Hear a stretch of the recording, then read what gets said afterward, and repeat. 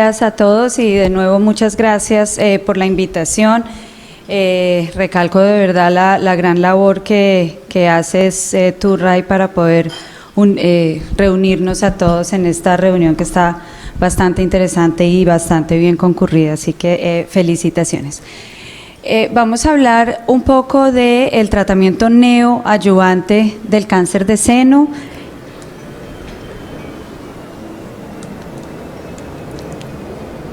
Estos son mis posibles conflictos de interés y vamos a dividir la conferencia en 4 tópicos. El primero, unos conceptos básicos de lo que es la terapia neoadyuvante en cáncer de mama y cómo esto ha cambiado, y luego tratar de dividir lo que significa o cómo miramos nosotros esta terapia preoperatoria neoadyuvante de acuerdo a los diferentes subtipos que tenemos hoy en día en cáncer de seno, como son el subtipo luminal, el triple negativo, el HER2 positivo, y lo que hoy en día significa una respuesta patológica completa y cómo ésta se ha vuelto un biomarcador para poder definir lo que hacemos en el estadio adyuvante.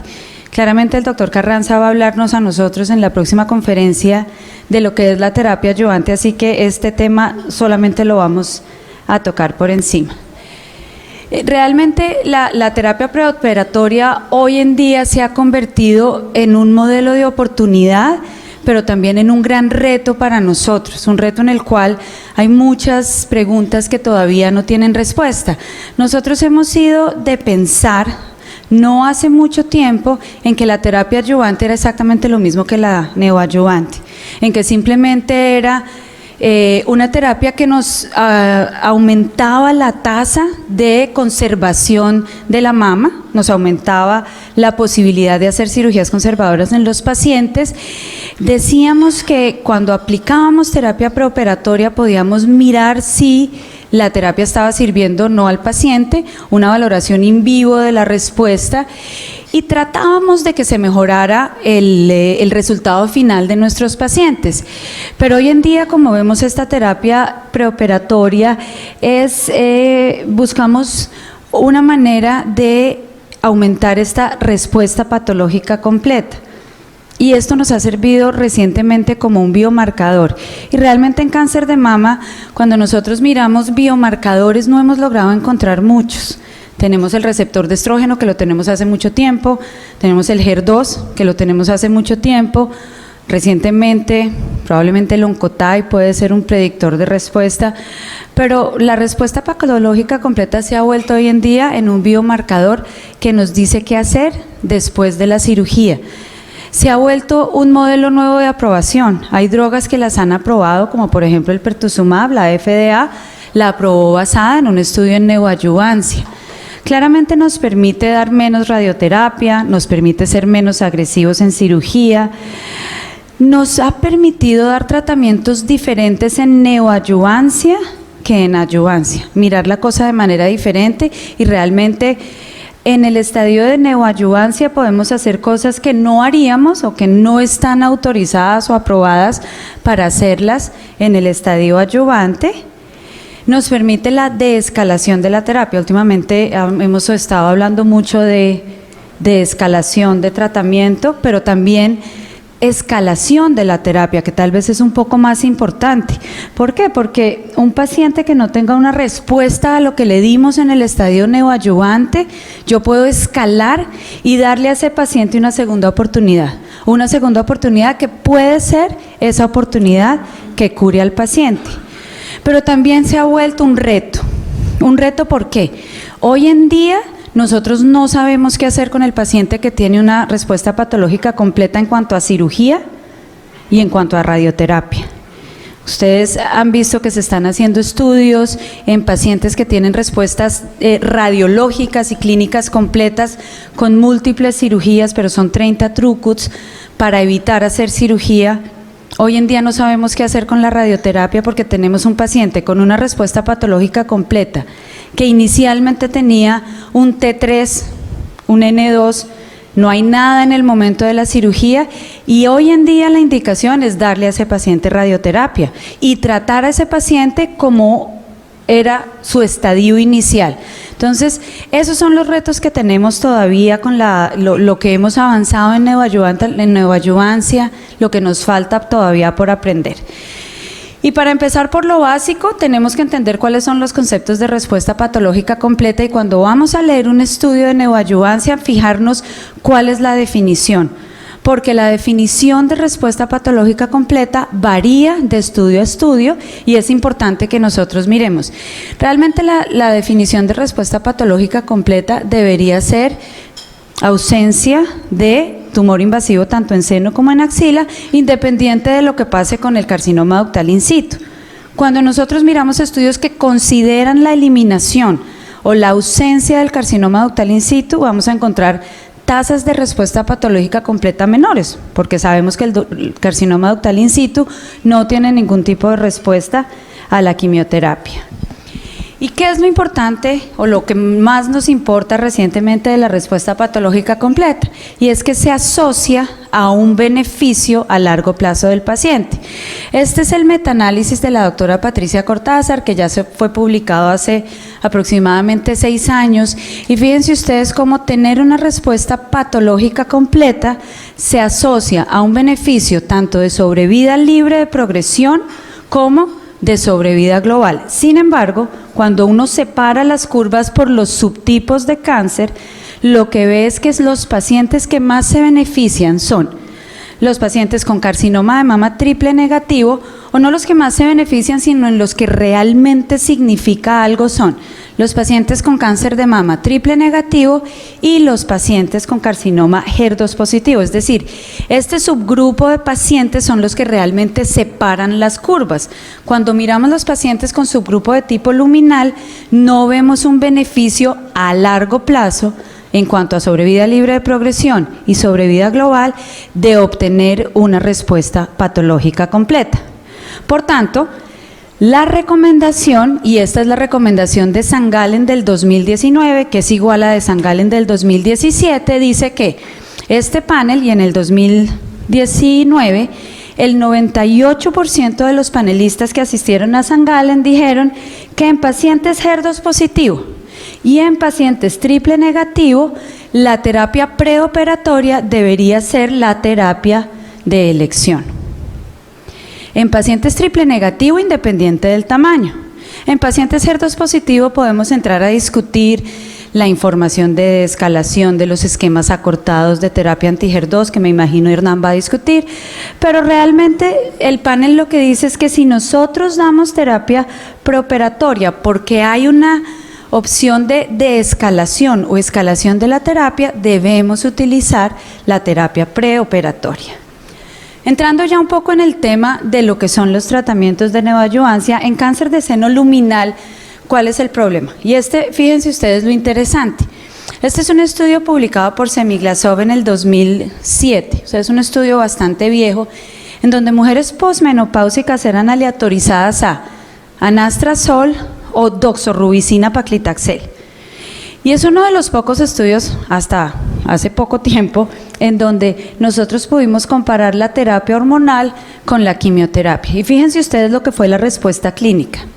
La respuesta clínica realmente no importa mucho, pero fue 65 versus 65% para quimioterapia, adriamicina paclitaxel versus anastrozol. Miren las respuestas patológicas completas. Para terapia endocrina 3%, pero para quimioterapia fue apenas el 6%. Entonces realmente no hay un beneficio enorme entre quimioterapia o terapia hormonal en neoadyuvancia, o más bien no hay diferencias muy significativas. Por eso la terapia endocrina realmente no se ha establecido como una terapia importante en el estadio neoadyuvante, pero tampoco es que la quimioterapia haya mostrado un gran beneficio, y eso lo tenemos que tener en cuenta. ¿Qué son otros, digamos, factores que tenemos que tener en cuenta? La duración de la terapia endocrina, y eso ya está comprobado. Si nosotros damos 4 meses de terapia endocrina, 2% de respuesta patológica completa, pero si subimos a 12 meses, de terapia endocrina, la posibilidad de la respuesta patológica completa en pacientes con carcinoma de seno luminal sube un poco al 17%. Realmente en este grupo de pacientes no hay ningún tipo de tratamiento, bien sea quimioterapia, bien sea terapia hormonal, que nos dé una respuesta patológica completa significativa, pero es que realmente eso no es lo que importa en este tipo de tumores. En este tipo de tumores, como nos lo mostrará Hernán, lo que importa es la terapia que damos nosotros a largo plazo.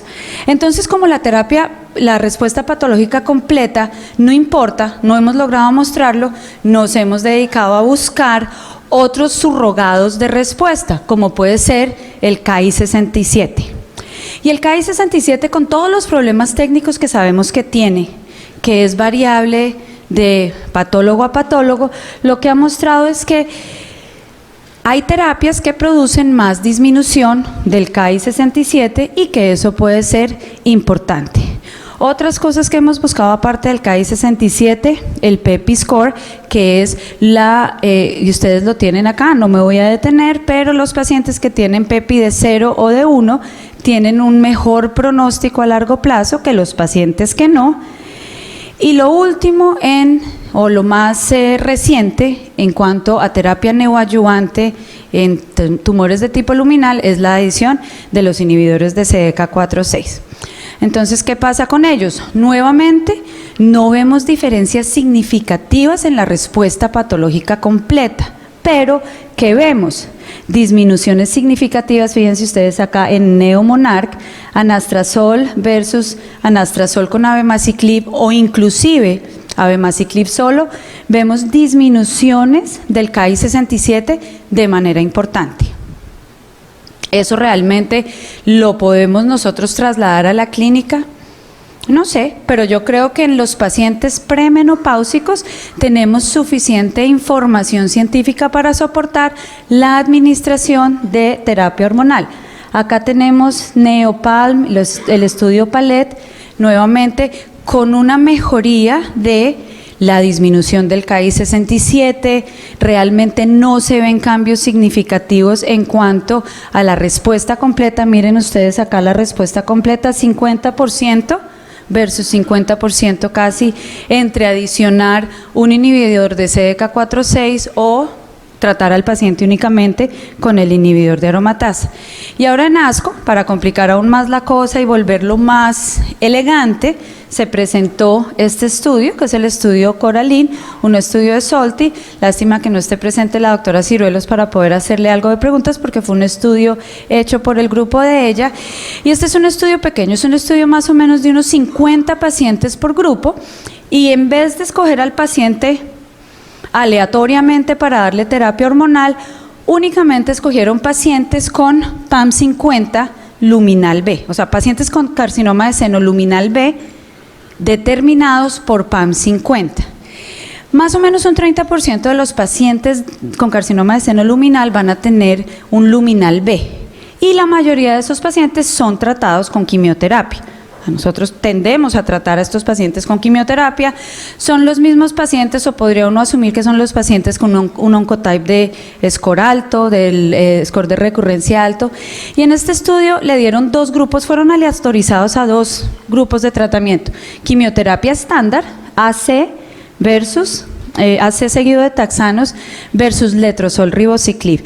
Ahora, el estudio no está diseñado para hacer comparaciones entre los dos grupos, sino para analizar cada uno de estos grupos por aparte. Entonces, no era un estudio para determinar la comparación, no es un estudio fase 2 comparativo. Cada uno de los grupos fueron evaluados por aparte. A los pacientes se les hacía inicialmente un PAM50, si eran de alto riesgo, o sea, un ROR elevado, entraban en el estudio y el objetivo primario era, fíjense ustedes, qué porcentaje de esos pacientes que eran de alto riesgo tenían en el momento de la cirugía un PAM50 de bajo riesgo, o se volvían carcinoma de seno luminal, digamos un luminal A, o se volvían un ROR de bajo riesgo. Y aquí les explica un poco lo que es el ROR, este es el objetivo, y miren lo que pasó. La quimioterapia, 46% de pacientes en el momento de la cirugía lograron bajar a un riesgo de recurrencia bajo, y el 46% con ribociclib y letrozol. Es decir, no vimos ninguna diferencia entre quimioterapia y ribociclib letrozol. Miren la respuesta patológica completa. 11% versus 6%. Es decir, la quimioterapia únicamente se asoció con un 11% de respuesta patológica completa, si bien sí fue mayor que la respuesta patológica completa vista con ribociclib letrozol, pues eso no representó algo que sea clínicamente significativo. Ahora, recuerden que este estudio no es comparativo de los dos brazos, cada uno de los brazos es analizado por aparte, pero básicamente lo que nos muestra es que ambos tipos de tratamiento logran que haya un 80% de conversión de luminal B a luminal A. Eso es, digamos, lo que más interesante me pareció. Entonces, si nosotros queremos administrar quimioterapia o ribociclib letrozol, vamos a tener aproximadamente los mismos resultados cuando miramos estos objetivos. La respuesta es, la pregunta importante es: ¿cuántos de nosotros realmente hacemos PAM50? ¿Cuáles son realmente las consecuencias clínicas para el día a día? Como dice tú, doctor Erazo, que nosotros vamos a llegar el lunes a nuestra reunión de tumores a tomar decisiones basadas en esto. Probablemente no, pero es interesante, y es interesante para nosotros desarrollar estudios clínicos futuros. Miren que todos los pacientes tuvieron disminución del KI67. Casi que todos los pacientes tuvieron una disminución importante. Entonces, en conclusión, en pacientes con tumores de subtipo luminal, claramente nosotros podemos aumentar la posibilidad que tengamos una cirugía conservadora, mejorar este tipo de resultados. Claramente, y muestran los estudios, sea lo que sea que estemos estudiando, vamos a disminuir el KI67. Pero que nosotros vayamos a tener una mejoría a largo plazo por administrar una terapia preoperatoria, eso está por verse. Y que nosotros podamos hacer una escalación o deescalación de la terapia de acuerdo al resultado de la terapia preoperatoria, definitivamente estamos muy lejos de eso, y por eso es que no es una terapia estándar dar neoadyuvancia en pacientes con carcinoma de subtipo luminal. Creo que hoy en día lo que hacemos es operarlos, si podemos, si la paciente es operable, y luego tratarla en el estadio adyuvante, dependiendo de lo que vayamos a hacer en cuanto a quimioterapia o no. ¿Qué pasa en carcinoma triple negativo? Y aquí la situación es muy diferente. Aquí vemos cómo todos los estudios muestran que en cáncer triple negativo la situación es bastante distinta. Los pacientes que obtienen una respuesta patológica completa van a tener una sobrevida supremamente importante. Y fíjense esta gráfica de acá. Esta gráfica lo que nos muestra es que a los 3 años, si no hay recurrencias, fíjense que la curva es completamente plana, que se podría llegar a pensar que esos pacientes sí están ya curados porque no se ven nuevas recurrencias. El problema del cáncer triple negativo es que no podemos seguir viéndolo como una sola entidad y por tanto vamos a tener resultados distintos, inclusive en los pacientes en terapia preoperatoria. Todos sabemos que molecularmente hablando tenemos varios subtipos de carcinoma triple negativo. Inicialmente eran estos 6 que tenemos acá. Estos 6 subgrupos han sido reclasificados en estos 4 nuevos subgrupos, y hay unos, según la caracterización génica de estos carcinomas triple negativos, fíjense que hay algunos que tienen receptores hormonales de andrógeno, hay algunos que tienen genes que tienen que ver con el ciclo celular, otros que tienen que ver con factores de crecimiento, y otros que tienen mucho que ver con el sistema inmune. Entonces, por supuesto, de acuerdo a la droga que yo vaya a utilizar, voy a tener diferente tipo de respuesta en los diferentes tipos de subgrupos de carcinoma triple negativo. Y esto todavía pues no es estándar el nosotros poder hacer estas huellas genómicas en carcinoma triple negativo. Entonces lo que tenemos es evaluación de medicamentos en el estadio neoadyuvante. Y tal vez el primero y del cual se habla más es del carboplatino. ¿Qué pasa con carboplatino en carcinoma triple negativo?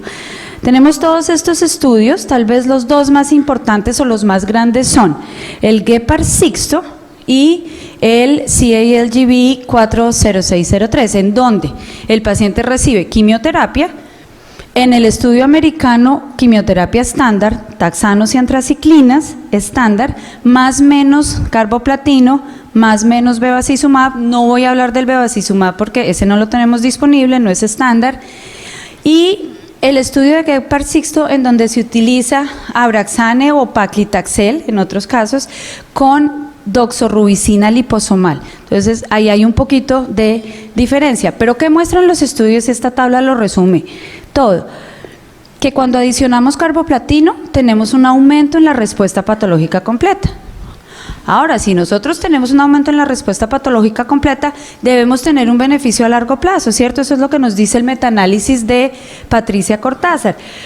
Entonces, ¿qué pasa? Que si eso es verdad, la pregunta es, ¿todos los pacientes deberían recibir carboplatino en neoadyuvancia? Y la respuesta es no. ¿Y por qué no? Porque a largo plazo no se ha comprobado que realmente tenga beneficio. Pero vamos a mirar cuál es el problema.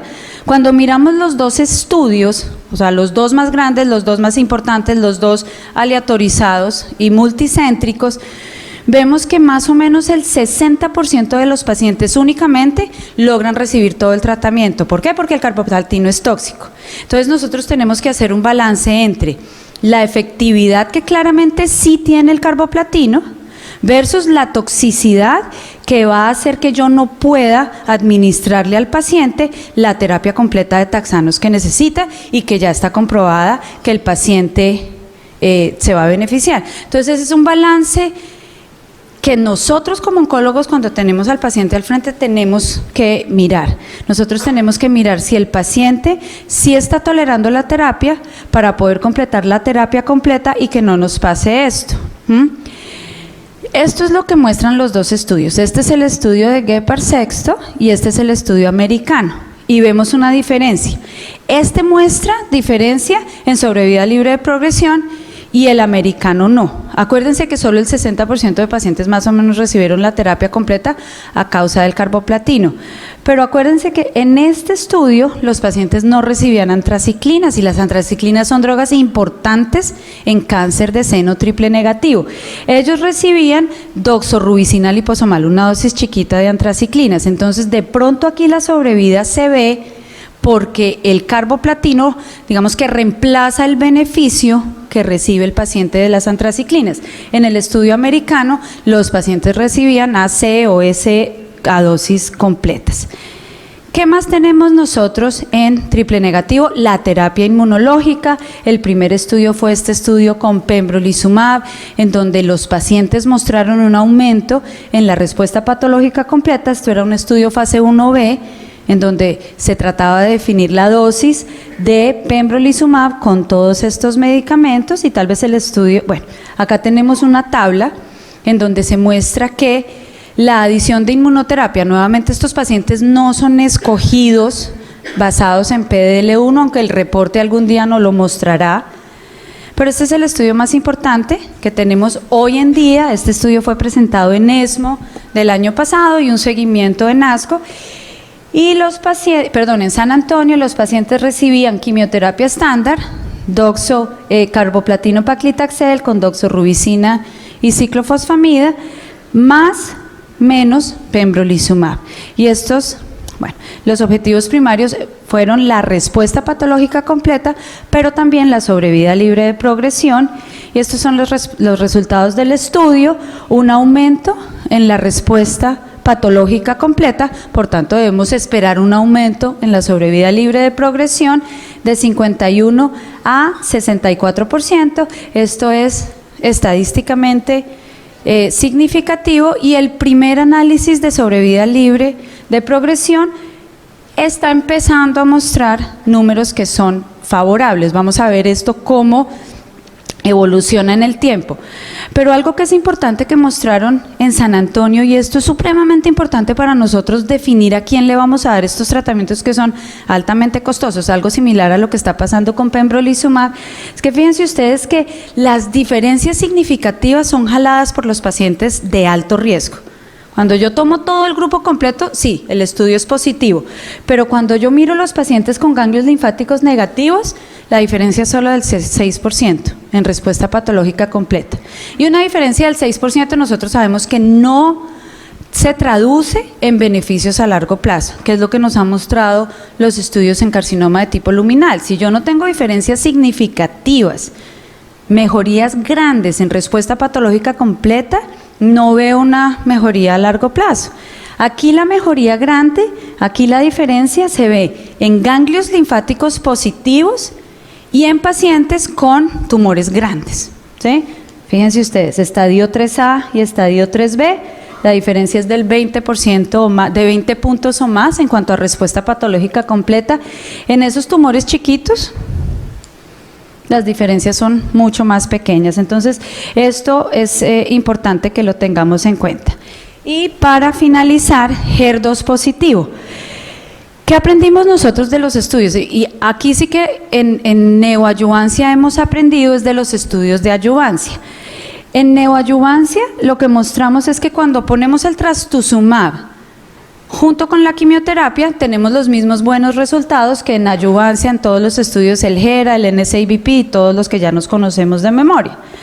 Pero también aprendimos que a pesar de que yo doy trastuzumab, hay un montón de pacientes que se nos quedan y que hacen una recurrencia después de neoadyuvancia, después de terapia curativa, y estos pacientes potencialmente, pues potencialmente no, si es una recurrencia a distancia, no locorregional, esos pacientes van a morir eventualmente de cáncer de seno. Entonces esto nos da la oportunidad de escalar los tratamientos. Entonces vienen, los estudios de segunda generación.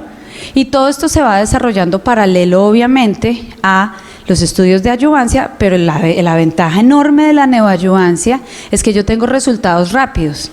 A los 4 meses o a los 6 meses yo ya tengo el resultado de lo que produce en cuanto a respuesta patológica completa.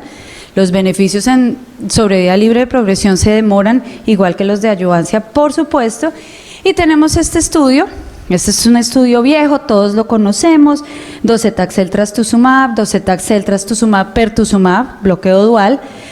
Un brazo interesante de solamente bloqueo dual con trastuzumab pertuzumab y docetaxel pertuzumab. Esto lo conocemos perfectamente, el bloqueo dual aumenta significativamente la respuesta patológica completa, tanto así que la FDA por primera vez da la aprobación de un medicamento con un estudio de neoadyuvancia, un estudio pequeño, un estudio de neoadyuvancia, y pues esto es importante.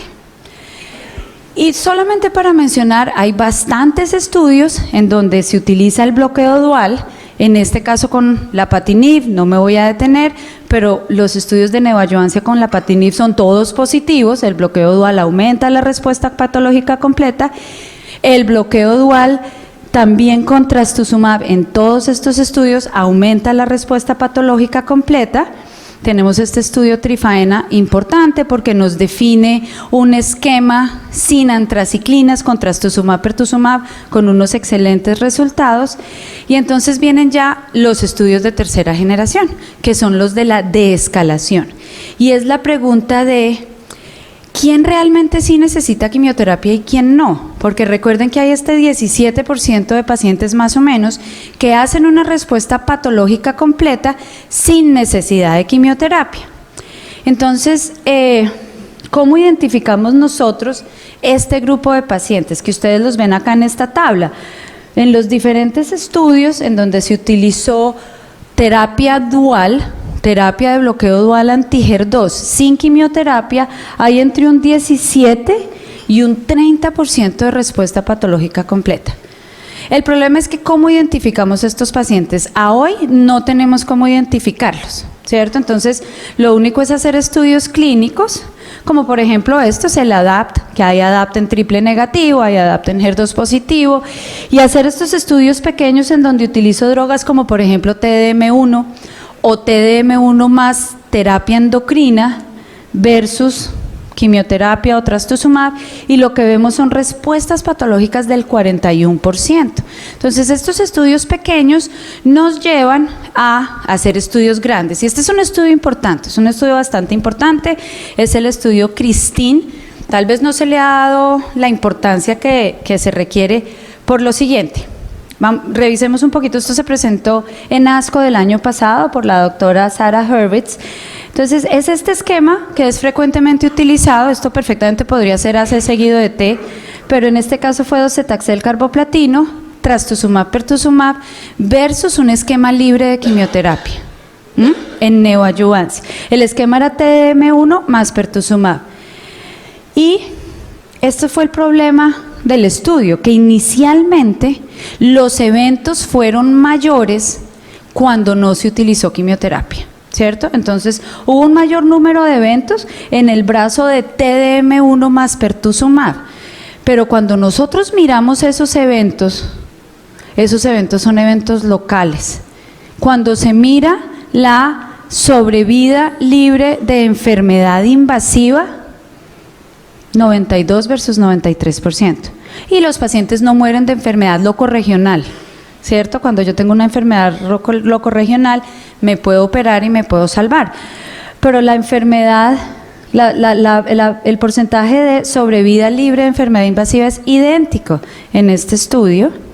Y miren ustedes cuando los pacientes tienen una respuesta patológica completa. O sea, yo doy el esquema de quimioterapia o doy el esquema libre de quimioterapia, y si hago una respuesta patológica completa, mi porcentaje de sobrevida libre de enfermedad invasiva es del 97 y el 98% en los grupos. Entonces, lo que aquí tenemos es que a pesar de que yo tengo una sobrevida libre de eventos, y en eventos está incluido un montón de cosas, otro cáncer, un cáncer contralateral, una recaída local, sí esos eventos son mayores en el esquema libre de quimioterapia, pero cuando yo miro la sobrevida libre de enfermedad invasiva, son casi idénticos, con unos resultados excelentes para un esquema libre de quimioterapia en pacientes que hacen una respuesta patológica completa. Esos pacientes que recibieron TDM1 más pertuzumab en neoadyuvancia, en adyuvancia fueron a recibir TDM1 y pertuzumab, nunca recibieron quimioterapia. Entonces, creo que es un tema del cual no hemos hablado mucho, pero es un tema que cuando tenemos pacientes en quienes no queremos dar quimioterapia, esto es una alternativa, claramente no acá porque pues no tenemos autorización, pero es una alternativa importante. ¿Y por qué es importante que esto sea un biomarcador? Porque cuando nosotros tenemos pacientes que no hacen respuesta patológica completa, sabemos que esos pacientes van a beneficiarse de terapias. En el caso de pacientes con carcinoma triple negativo, capecitabina, fíjense ustedes que el beneficio realmente es en los pacientes triple negativos. Cuando miramos esto en el análisis completo, incluyendo los pacientes de subtipo luminal, no vemos ningún beneficio. Y el más importante pues es Catherine, tanto que hemos querido buscar nosotros un biomarcador para determinar la utilización de terapias biológicas, aquí lo tenemos.